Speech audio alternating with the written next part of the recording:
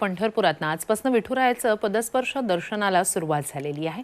मूर्तीचं जतन संवर्धन केल्यानंतर जवळपास 2.5 महिन्यांच्या कालावधीनंतर पदस्पर्श दर्शनाला सुरुवात झाली।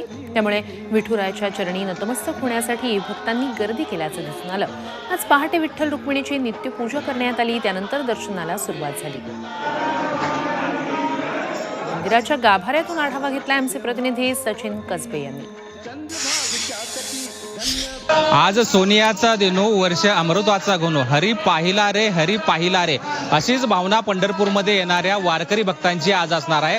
आजपासून विठुरायाचं पदस्पर्श दर्शन पुन्हा एकदा सुरू झालेलं आहे। त्यामुळे राज्यभरातून लाखो भाविक हे पंढरपूरमध्ये विठुरायाचे पदस्पर्श दर्शन घेण्यासाठी दाखल झालेले आहेत। आपण बघतोय हा विठुरायाचा नवा जतन आणि संवर्धन केल्यानंतरचा गाभाऱ्याचं हे रूप आहे। विठुरायाचं हे सावळं सुंदर रूप आपण झी24 तासच्या माध्यमातून प्रेक्षकांना घर बसल्या दाखवतात। आज पहाटे विठुरायाची नित्यपूजा झाली। यावेळी पालकमंत्री चंद्रकांत दादा पाटील उपस्थित होते आणि आपण बघतोय विठुरायाचं हे रूप आहे। शुभ्र रंगाचं सोहळा आहे, निळ्या रंगाची अंगी आहे, तुळशीचा हार आहे, गळ्यामध्ये कमळांची माळ सुद्धा विठुरायाची घातलेली आहे आणि विठुरायाचा हा सुंदर पुरातन गाभारा आपण झी24 तासच्या माध्यमातून प्रेक्षकांना दाखवतोय।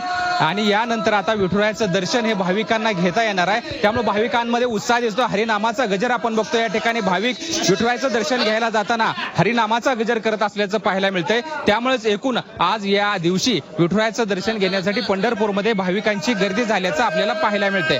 कॅमेरा पर्सन राजू मिसाळसह सचिन कसबे, झी मीडिया, विठ्ठल गाभारा, पंढरपूर।